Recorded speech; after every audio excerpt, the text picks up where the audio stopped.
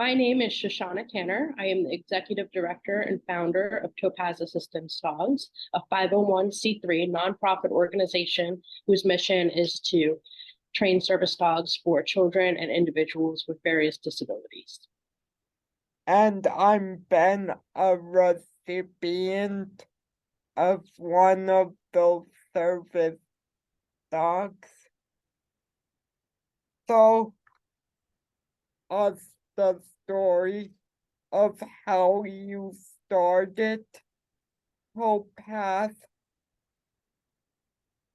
So I started Topaz because I originally had a need for myself for a highly trained assistance dog to assist me with both my hearing, because I am profoundly deaf, as well as seizures. And there wasn't an organization that specialized in training a dog to do everything that I needed it to do. So Topaz was founded because we saw a large gap in the industry for those that had multiple disabilities or more complex needs. So Topaz was founded in 2016 to particularly serve those individuals. Without a chronic illness.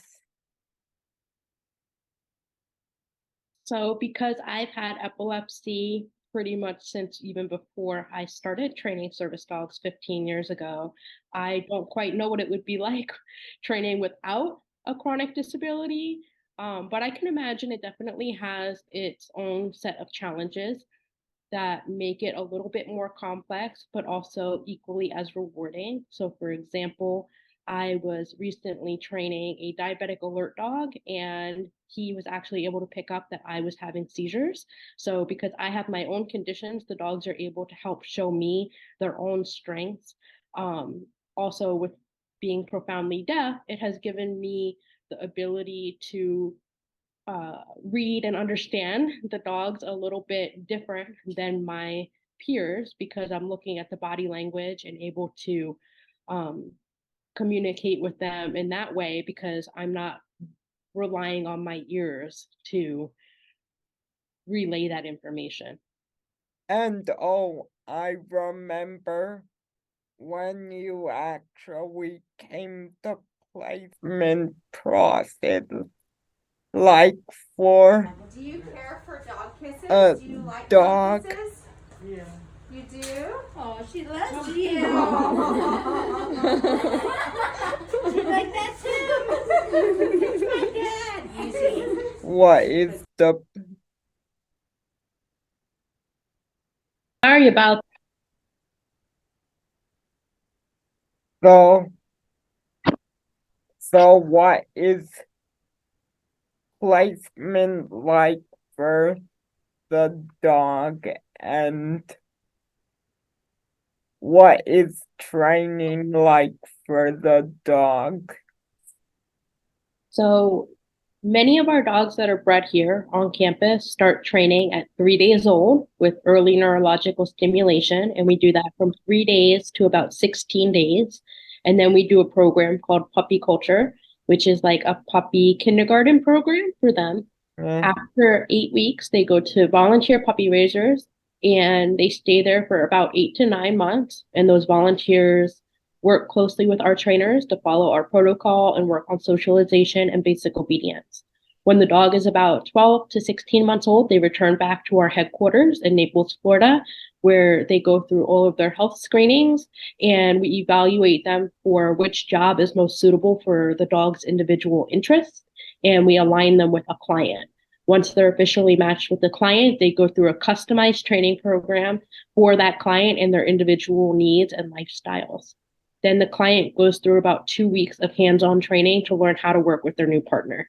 yeah.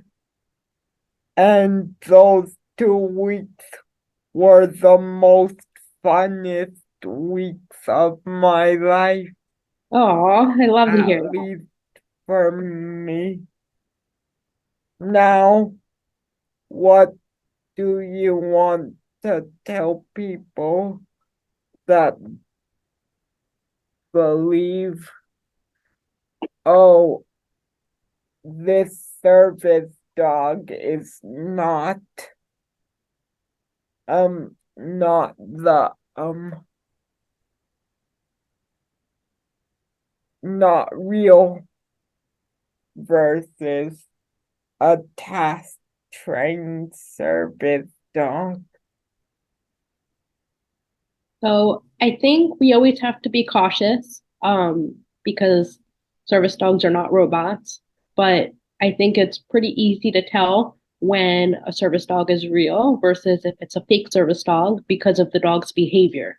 So if the dog is behaving appropriately, is not jumping, is not urinating or defecating in public, is not causing undue distractions, and is there to mitigate a disability, then people should be supportive of equal access for those of us with disabilities who are partnered with dogs.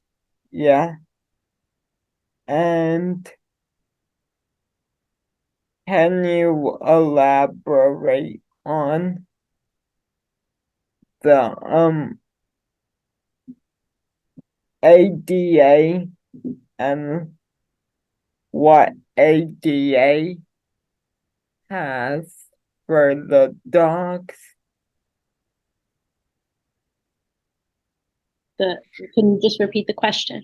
Can you elaborate for what ADA is and what it has for dogs? Yeah, for sure. So the ADA, Americans with Disabilities Act, was made in the 1990s that allows equal access for those of us with disabilities in places of public. The ADA is also the federal law that protects an individual's right to be accompanied by a trained assistance dog. Yeah. And my last question is, what do you want to tell people that want to become service dog trainers? My biggest word of advice for those that are looking to pursue a career within the service dog industry would be to get started as a puppy raiser with a local organization as soon as you're able to. You're going to gain a lot of experience working with puppies and learning from the trainers, working with the puppy around the clock to give them that solid foundation to get started. And you're going to have the wonderful benefit of being able to see that dog go on and change someone's life. Thank you so much. Absolutely. I'm so glad that I was able to see you. Yeah, you're going to have to come to Austin. Oh, for sure. We'll have to plan it. Yeah, Yeah. bye. Bye. See you later. Take care.